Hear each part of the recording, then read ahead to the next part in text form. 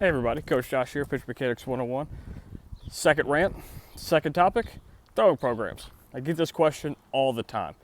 Can you give me a throwing program? What are the best throwing programs? Do you like this program? Do you like what this person does? Do you like how you program this?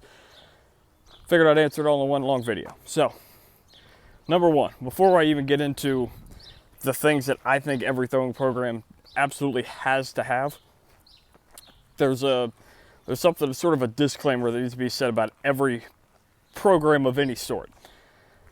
The most successful program, whether that's throwing, training, diet, whatever, is simply the one you'll do, right? The perfect throwing program that you half-ass ain't gonna get you where you wanna be, right?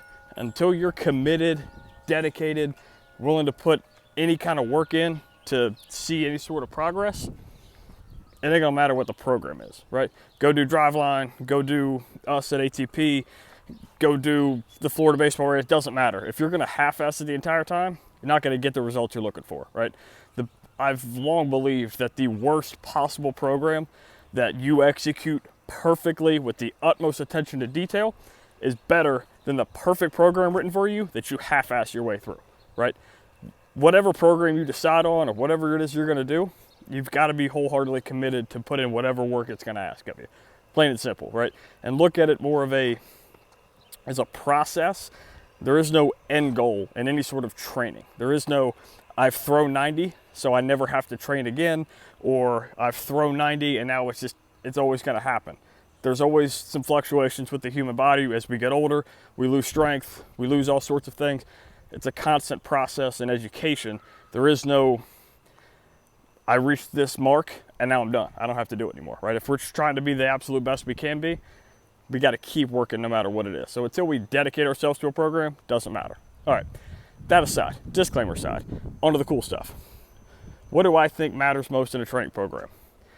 Number one, plain and simple, got to be some sort of assessment. Somehow, some way, shape, or form, got to assess. Before we even get into how we're going to program, what we're going to program, we got to know how you move and why you move a certain way. Now, those assessments can range anywhere from a simple FMS certificate or FMS test, the SFMA, On Base U has its merits, any sort of just regular joint range of motion mobility test.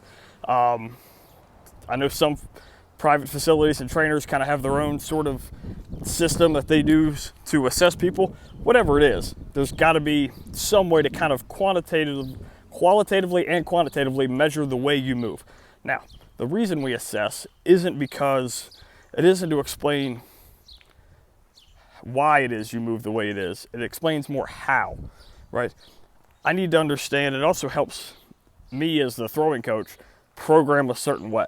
So for example, if I know your T-spine's all jacked up, maybe I need to, A, we need to address it in training, and B, we need to, in some way, shape, or form, sort of alter certain drills or create a different type of environment for you than we do for somebody who doesn't have a jacked up T-spine, right? And that's kind of that's why we need to assess. And that's where individualization comes in and all those sorts of things. But frankly, if I don't know how you move, I can't answer some of the mechanical questions you might have or some of the limitations you have. I can't fully address them until I know what your movement limitations are. Plain and simple, there's got to be an assessment, some way, shape, or form. And then we need to be able to continually, over time, reassess, hey, this is getting better, this isn't, this is getting worse, and we don't need it to be. It's got to be a trade-off, but we have to, that's like first and foremost, and that's what's going to drive programming later on. Number two, we need a objective manner to assess workload and intensity in our throwing. For most people, I think the easiest way is a radar gun. Now, we can do it through the Motus sleeve. I know Driveline's done awesome things with it. It's sort of turning over its software and its interface and making it a little bit more functional. For some people, it may be more difficult to kind of handle all the time. The radar gun's pretty simple. Not only for high intensity work, right? We need to know, hey, I'm 6 weeks ago I was pulling down 87 and now I'm 92. I'm getting better. What I'm doing is working. But there's also especially on lower intensity days, a way to sort of regulate what that intensity is. Some guys suck at regulating that intensity. They only know one speed, and it's fifth gear, pedal to the floor. Well, then maybe we need to moderate that in some way, shape, or form. And I think that's easier through an objective, hey, here's a number, you can't go over that number.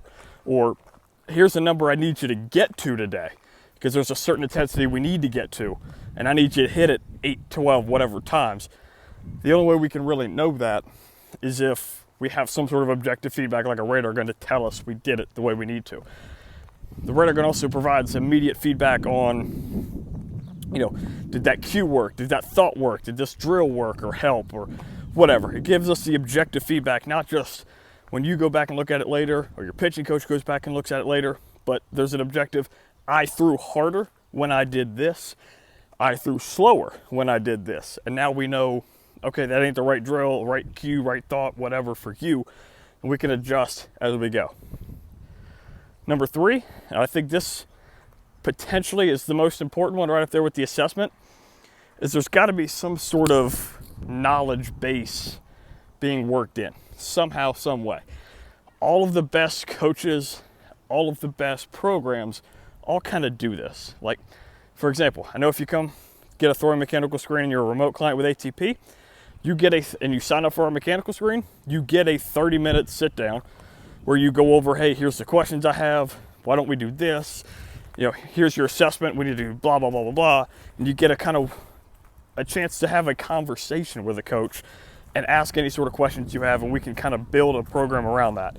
I know Driveline does something similar, right? I know all of their coaches are the same way. They're going to be, hey, let's have a conversation, a discussion about why this drill works best for you. The dudes at Florida Baseball Range, the same way. Like, I know they're going to educate their athletes as best as possible. That's how we push this game forward. And that kind of needs to be in your program. You can't be, you do it because I told you to do it. There's got to be some sort of conversation and understanding of why we're doing whatever it is we're doing, right? It's not just enough to know, hey, I need to do XYZ drill for XYZ sets with this weight of ball or this. It's important to know, why am I doing that drill with this ball for this amount of reps or sets? There ain't a throwing program in the world that really matters.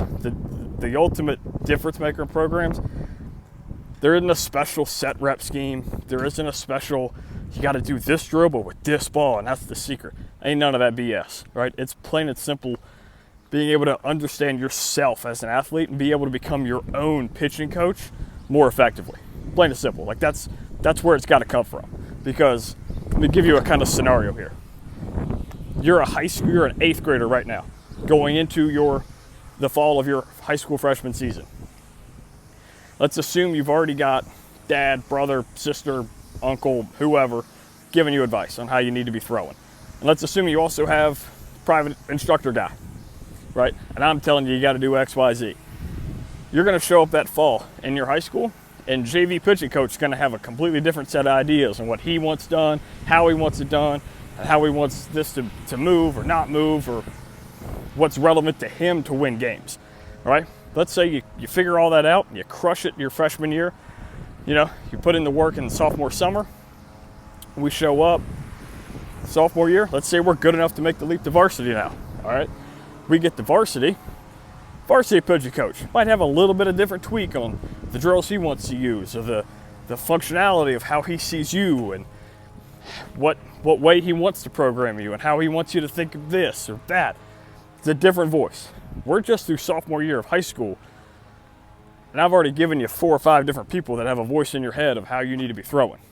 I haven't even gotten into what about the travel guy? Summer league coach. He's probably got an idea. Now we're up to 6, right? We go to college. There's a decent chance if you go to a 4-year school right out of the bat, you're going to see likely 2 pitching coaches in college. So in an 8-year window, you've had 6 to 7 pitching coaches. You got to know which one's the good, which one's bad, which one can help you, which one's hurting you, and be able to adjust accordingly. The only way you can do that is if you yourself can become your best pitching coach. And that's my goal as a junior college pitching coach, because I know I'm not their last pitching coach, is how can I help these guys understand themselves better? And that's, to me, one of, if not the most important part of any throwing program, is being able to educate your athletes in that manner. Now, The last thing that's got to be elite in any throwing program is your environment, culture, partner, whatever the hell you want to call it. Most people think I'm super intrinsically motivated. I can just get up out of bed and crush my stuff. No, you don't. You're not MJ. You're not Kobe. No, you ain't that guy. We all have down days, and that's fine, which is where my training partner who feels great that day, when I feel down, he's the one pushing me to finish that set. He's the one that just puts another 25 pounds on the bar and says, lift it, right? He's the one that I'm 84, 86, he's 86, 88. Damn it, I can't catch him, right? That sort of driving force. And whether that can also be in a group facility setting of just seeing a bunch of dudes move really, really well, kind of helps you individually move a lot better. That can be your specific partner. You know, my adage is never be the hardest throwing dude in the throwing group. Try to find somebody who throws harder than you. Try to play catch with that guy every day, right? Because it just sort of instills that sort of competition and atmosphere to yourself of, man, that guy's throwing 10 yards farther than me. I can catch him, right? Like, it just kind of pushes yourself in that little way that it's kind of hard to just do on your own, right?